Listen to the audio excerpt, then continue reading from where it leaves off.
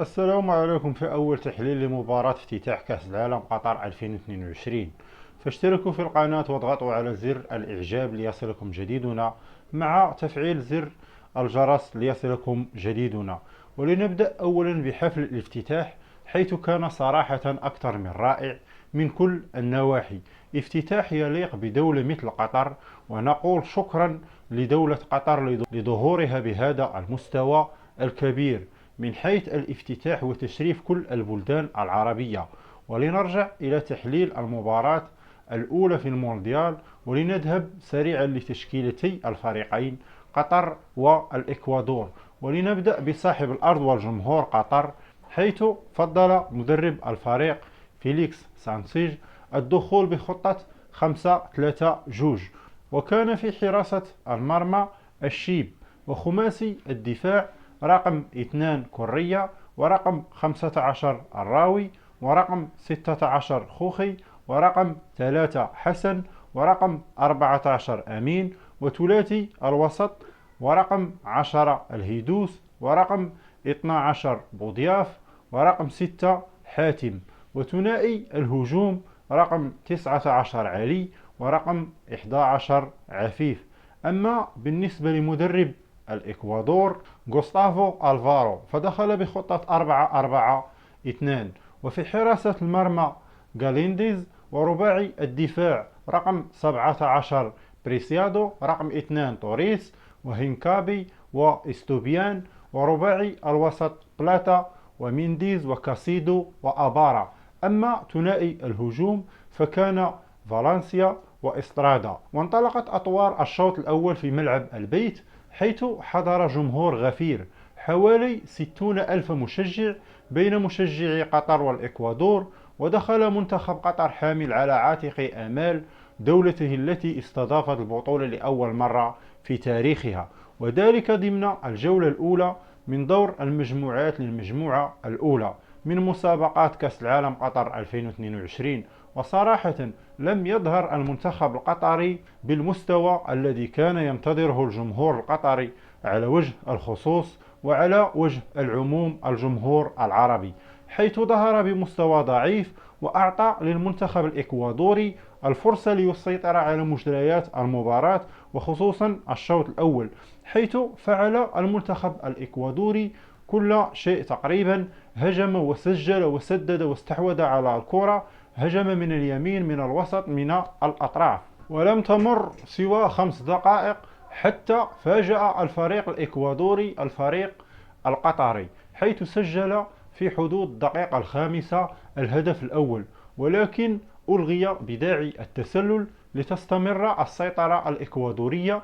وحيث استغل الفريق الإكوادوري الضغط الذي كان على لاعبي المنتخب القطري، وتحكم الفريق الإكوادوري على وسط الميدان، ما دفع لاعبي قطر الوقوع في الكثير والكثير من الأخطاء. ولم نشاهد لاعبي قطر لا في وسط الميدان ولا في الهجوم ما أعطى أفضلية لفريق الإكوادور، حيث قام اللاعب فالنسيا بهجمة خاطفة نحو مرمى قطر، الذي لم يترك أي خيار لحارس منتخب قطري سوى عرقلته، وحصل على إثرها على ضربة جزاء. وفي الدقيقة 15 ترجمها نفس اللاعب إلى هدف أول، وتقدم منتخب الإكوادور بهدف أول لصفر.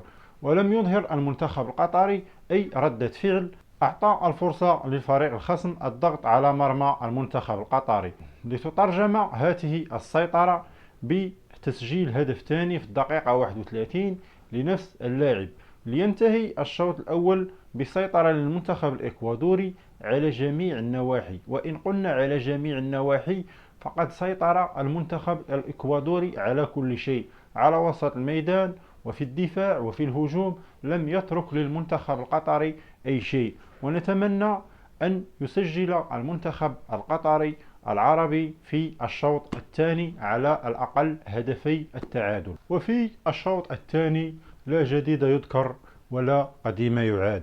حاول المنتخب الإكوادوري الحفاظ على نتيجة 2-0، وحاول المنتخب القطري الرجوع في النتيجة، ولكن دون جدوى. رأينا هجمات محتشمة من المنتخب القطري، ولم يظهر بذلك المستوى الكبير.